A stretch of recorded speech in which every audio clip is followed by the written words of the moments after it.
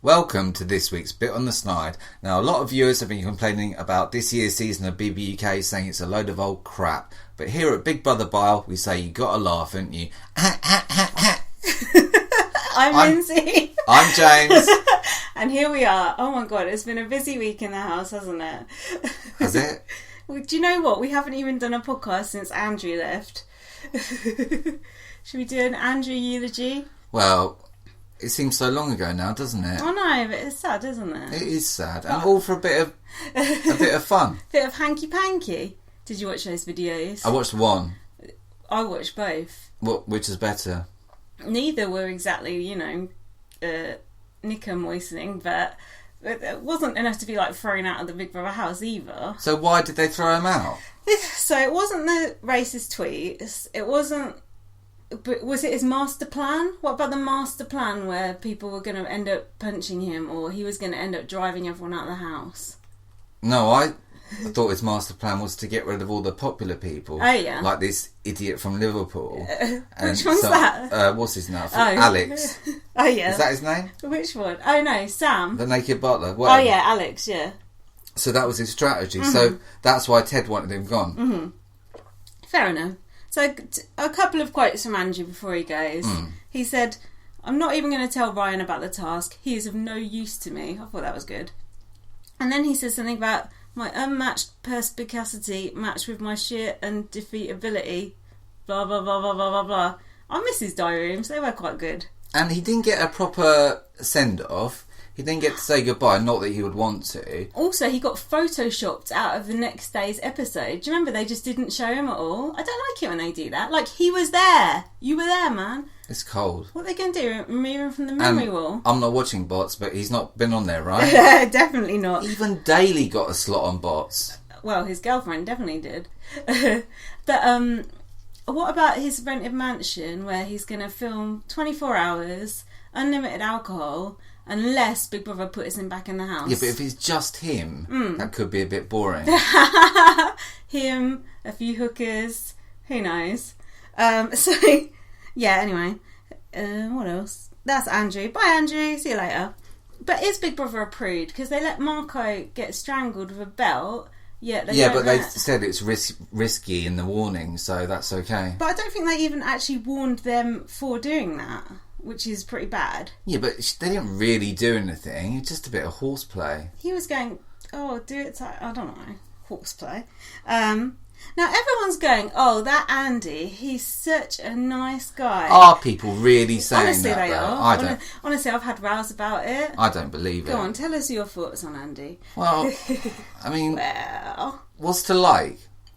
Absolutely nothing. There's nothing to like about him at all. I can't stand him. Also, he's too confrontational. Like, he keeps, pot stirring. He's always, starting arguments, telling people what they should and shouldn't be doing, what people on the outside might think, telling women how they feel about themselves, this, that and the other. He's just an arsehole. But what about when he had his top off at the end of that episode? What a pasty fucking mess he was. Fuck me. So here's some things that Andy has said that make him not nice. He said Letitia has not even mentioned her daughter once. That's a really horrible thing to say about someone, isn't it? Yeah. Yeah. Then he said there's been a cigarette squirrel.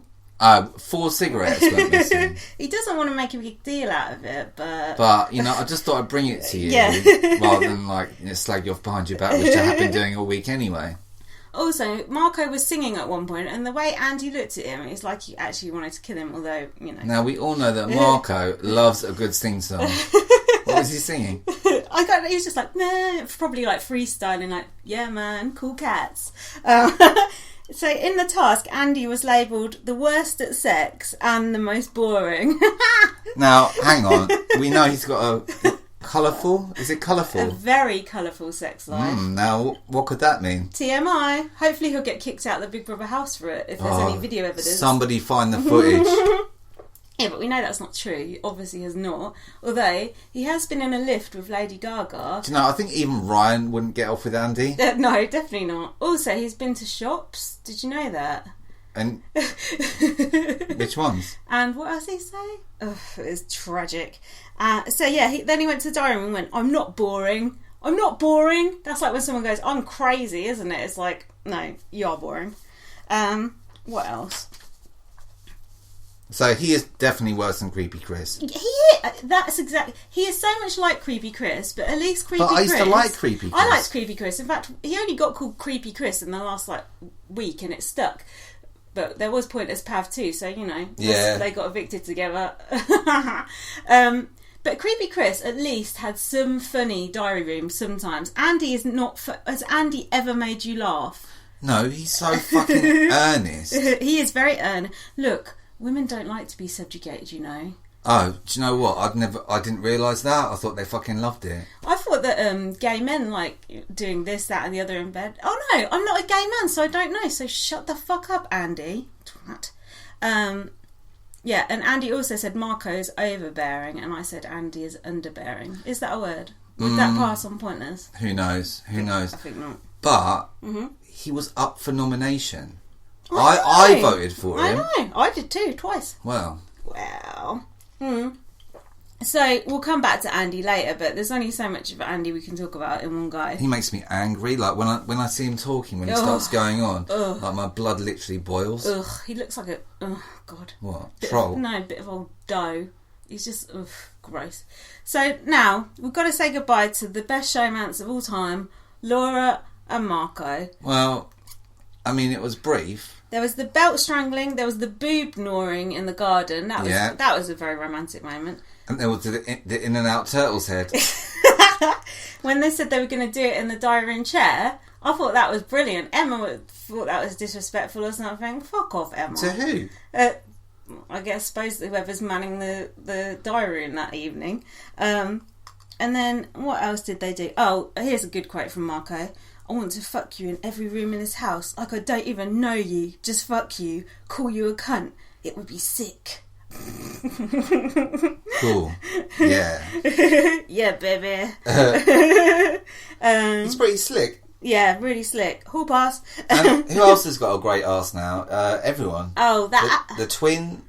She's got a great ass. Oh, yeah. It's like, oh, you got a great ass. But what about her tight hole? Nah, that was a bit too far. She's like, oh, can someone have a word with him about that? Why don't you have a fucking word with him, bitch? You stick up for yourself, why don't you? Insipid. So what else? Yeah, Marco also said, you're shaven and you can definitely sit on my face tonight. And then, yeah.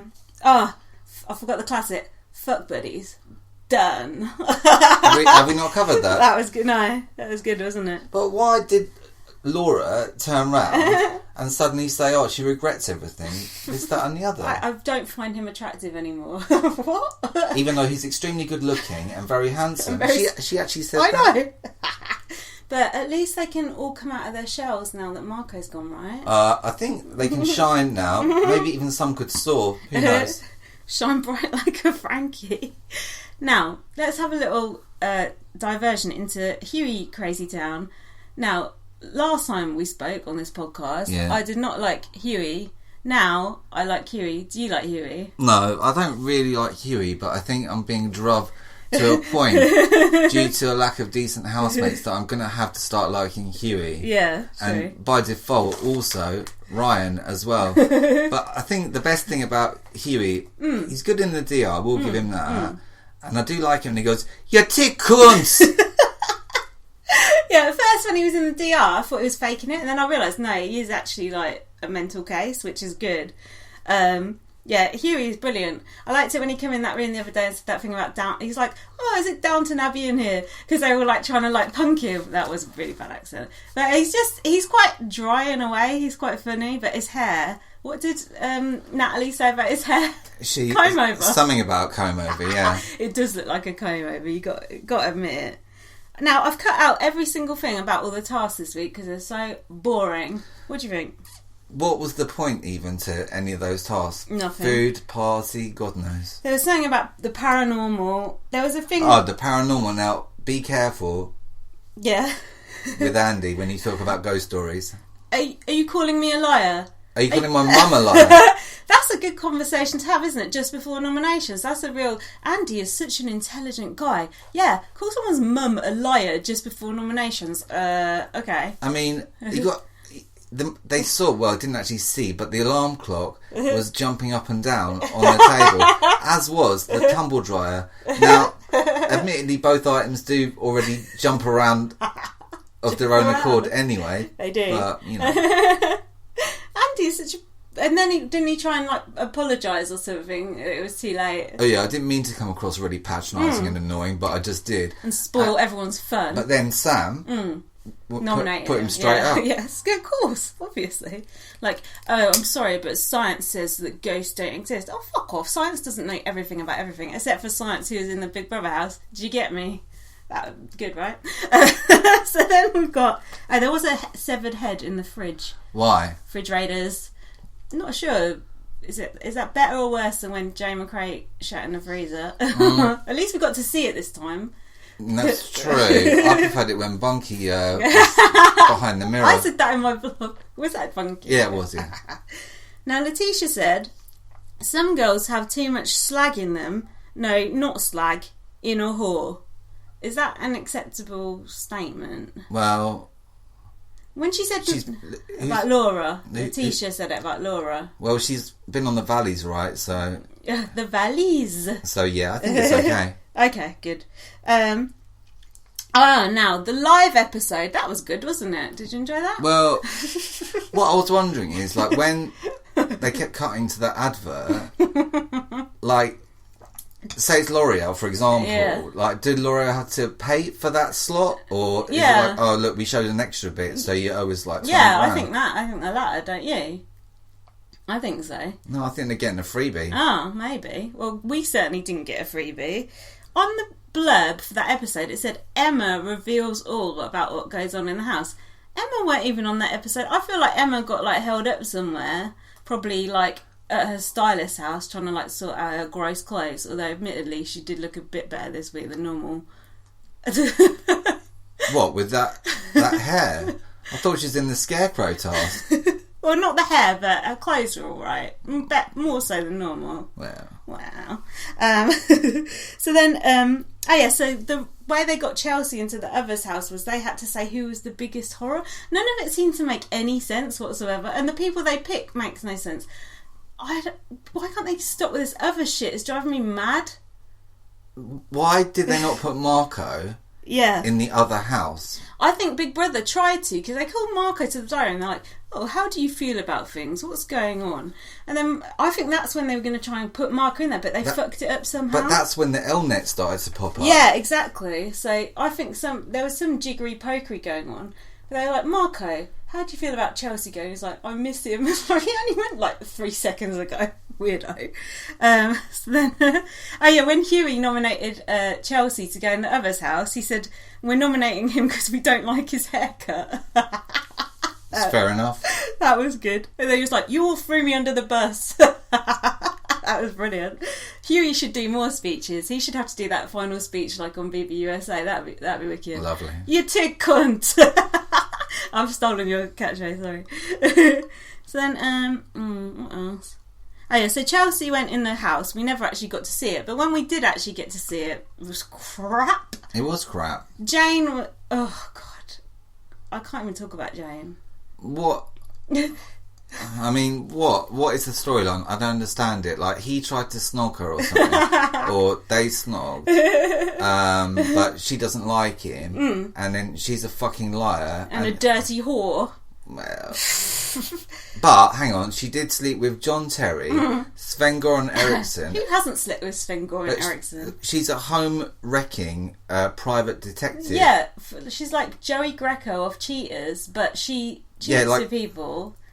Yeah, like if Joey Greco was an adulterer. That's like a double bluff. That's sick. Maybe that's why Joey Greco got pushed off Cheaters and now they got Clark Gable presenting it. That is really niche. Clark Gable? Yeah, some guy called Clark Gable presents it now. Not even Clark Gable Jr. Anyway. So yeah. Fuck knows, that live episode was just a fucking mess. But we did find out where Chelsea lives on the King's Road, right? Yeah, but on the other end... near the zebra crossing, or... No, just like by the... on the other end, away from the bluebird. Sorry, not bird, women, I mean. And, yeah, up the